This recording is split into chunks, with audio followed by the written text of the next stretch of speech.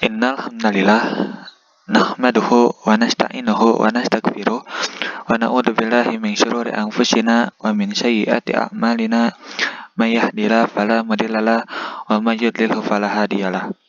Asyhadu an la ilaha illallah wahdahu la syarikalah wa asyhadu anna Muhammadan abduhu wa rasuluh alladzi la nabiyya ba'da amma ba'du. Pada kesempatan kali ini saya akan menjelaskan mengenai sejarah masuknya Islam di Indonesia. Sebelum membahas sejarah masuknya Islam di Indonesia, saya akan terlebih dahulu sedikit membahas tentang bagaimana Islam lahir dan berkembangnya Islam itu di dunia. Pada mulanya, Islam lahir dan tumbuh di Jazirah Arab, tepatnya di kota Makkah. Islam sendiri diperkenalkan langsung oleh Nabi Muhammad SAW. Nah, pada awal perkembangannya, Islam ini ditentang oleh masyarakat Makkah, khususnya oleh Bani Quraisy. Lalu ketika ada perintah dari Allah Subhanahu wa taala kepada Nabi Muhammad untuk hijrah, maka Nabi Muhammad hijrah ke Madinah. Dan di sana Islam ini diterima oleh para masyarakat Madinah dan juga berkembang. Pada saat Rasulullah SAW wafat, kepemimpinan Islam ini dipegang oleh Khulafaur Rasyidin atau pengganti Nabi, yaitu Abu Bakar As-Siddiq, Umar bin Khattab, Utsman bin Affan, dan Ali bin Abi Thalib. Pada masa Khulafaur Rasyidin ini Islam semakin berkembang. Contohnya ditetapkannya sistem kalender Hijriah, adanya Baitul Mal, dan masih banyak lagi. Setelah masa Khulafaur Rasyidin, kepemimpinan Islam diambil alih oleh Bani Umayyah dan Bani Abbasiyah. Kedua bani ini menggunakan sistem pemerintahan yang monarki, yaitu turun-temurun, di mana pada saat itu Islam semakin berkembang pesat dan wilayah taklukannya luas, dan juga banyak cendekiawan ataupun ilmuwan muslim yang sangat berjasa. Walaupun pada saat itu banyak rintangan, banyak halangan, namun itu tidak memupuskan harapan mereka untuk menyebarkan Islam, dan akhirnya Islam pun masuk ke Nusantara. Faktor perkembangan agama Islam di Nusantara, Islam ketika di Indonesia ini sangat mudah diterima oleh masyarakatnya, sebab syarat seseorang masuk Islam itu pada saat itu sangat sederhana. Kemudian ritual ibadahnya juga sederhana, tidak ada sistem kasta.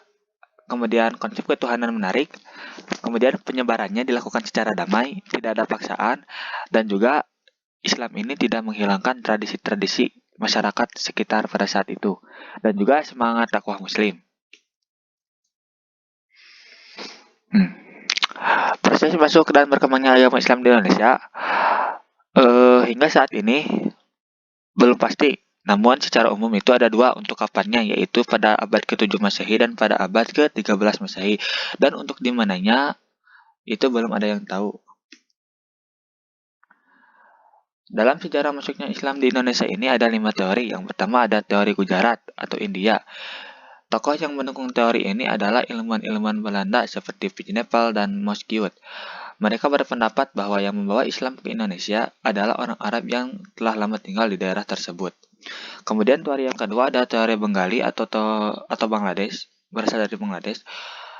Teori ini dikemukakan oleh S.O. Fatimi. Teori ini mengemukakan bahwa Islam berasal dari Bengali. Selain itu juga mengemukakan bahwa batu nisan Malik As-Saleh memiliki banyak persamaan dengan batu nisan di Bengali. Kemudian teori yang ketiga ada teori Persia. Dasar teori ini adalah adanya perkumpulan orang-orang Persia di Aceh sejak abad ke-15. Pada saat itu pemakaian gelar Syah yang biasa digunakan di Persia juga pernah digunakan raja-raja dan persamaan budaya Persia Indonesia. Kemudian teori yang keempat ada teori pantai Coromandel yang berasal dari India juga. Teori ini dikemukakan oleh Thomas W. Arnold dan Morrison. Islam datang ke Indonesia melalui Coromandel dan Malabar atau Indonesia. Dasar teori ini adalah ketidakmungkinan Gujarat menjadi sumber penyebaran Islam ketika itu, karena Gujarat pada saat itu belum menjadi pusat perdagangan Timur Tengah dengan Nusantara. Kemudian teori yang kelima ada teori Arab. Teori ini mengemukakan bahwa Islam di Indonesia itu datang dari sumbernya langsung, yaitu dari bangsa Arab. Teori ini didukung oleh Naquid Alatas, Buya Hamka, Kaiser, M. Yunis Jamil, dan Crawford. Dasar teori Arab ini ialah adanya keterangan yang menyatakan bahwa pada abad ke-7 Masehi, orang-orang Islam Arab telah ada di pantai barat Sumatera. Masuknya Islam tentunya didasarkan dari interaksi antar penduduk yang menggunakan beberapa pola kegiatan yang dilakukan. Contohnya, yang pertama ada pola perdagangan. Pola perdagangan ini dimulai pada abad ke-7 Masehi yang melibatkan pedagang-pedagang Arab, Persia, dan India. Proses ini sangat menguntungkan sebab bisa dilaksanakan pada saat mereka berdagang. Dalam agama Islam, semua orang Islam adalah penyampai ajaran Islam. Kemudian pola yang kedua ada pola perkawinan, yaitu para pedagang mulai membentuk keluarga dengan cara menikahi para penduduk lokal, misalnya antara Raden Rahmat ataupun Sunan Ampel dengan Nyai Manila. Adanya proses ini menyebabkan penyebaran agama Islam berjalan lancar karena keluarga hasil perkawinan akan membentuk keluarga Muslim. Kemudian pola yang ketiga ada pola pendidikan. Para tokoh Islam menyelenggarakan pendidikan melalui pondok pesantren bagi para santri-santrinya. Dari para santri inilah nantinya Islam akan disosialisasikan di tengah-tengah masyarakat. Kemudian pola yang keempat ada tasawuf. Tasawuf ini merupakan ajaran untuk mengenal dan mendekatkan diri kepada Allah sehingga memperoleh hubungan langsung secara sadar dengan Allah Subhanahu wa taala dan memperoleh ridhonya. Bukti mengenai hal ini dapat kita ketahui dari sejarah Banten, Bebatan Najawi, dan hikayat raja-raja Persia. Kemudian pola yang kelima ada politik. Pola politik ini maksudnya ketika seorang raja memeluk agama Islam, maka secara tidak langsung biasanya rakyat mengikuti jejak rajanya.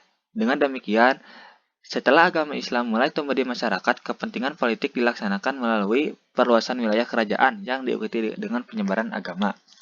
Kemudian pola yang terakhir ada pola seni dan budaya. Islamisasi melalui bidang seni budaya dapat dilakukan melalui beberapa cara seperti seni bangunan, seni pahat atau seni ukir, kemudian seni tari, seni musik, dan sastra. Saluran seni yang paling terkenal adalah pertunjukan wayang dan musik. Nah, ketika timbul sebuah pertanyaan, siapa penyebar Islam pertama? Nah, itu para ahli belum sependapat tentang asal para pembawa agama Islam. Soalnya ada pendapat yang mengatakan bahwa orang-orang Muslim pertama yang datang ke Indonesia adalah orang-orang Arab. Tapi dalam pendapat yang lain ada yang menyatakan bahwa itu tidak langsung melibatkan bangsa Arab. Contohnya pendapat dari Snow Hurgronj. Islam dibawa ke Indonesia oleh pedagang dari Gujarat atau India. Kemudian bukti-bukti hubungan langsung antara orang Indonesia dan orang Arab baru terjadi pada abad ke-17 Masehi.